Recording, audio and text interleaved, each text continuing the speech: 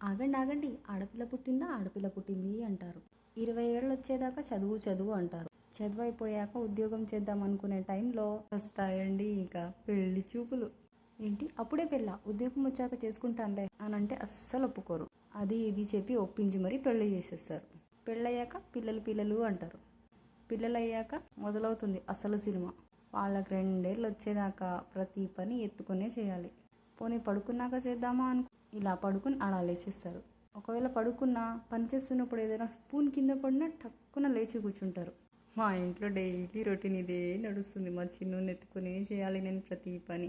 కాసేపు ఆడుకుంటాడో లేదో వచ్చి నా కాళ్ళల్లో పడతాడు ఎత్తుకో ఎత్తుకో అని. సరేలే, ఇక్కడైతే రాగి దోశలు వేస్తున్నాను. చిన్నోడి కోసం చిన్న చిన్న దోశలు, పెద్దోడి కోసం కొంచెం మీడియం దోశలు. ఇంకా నా కోసం అంటారా, నా కోసం గుడ్డు దోశ. ఎందుకంటే మా పిల్లలు గుడ్డు దోశ తినరు కాబట్టి. నార్మల్గా చేసుకునే బియ్యం దోశల కంటే రాగి దోశలు చాలా హెల్తీ.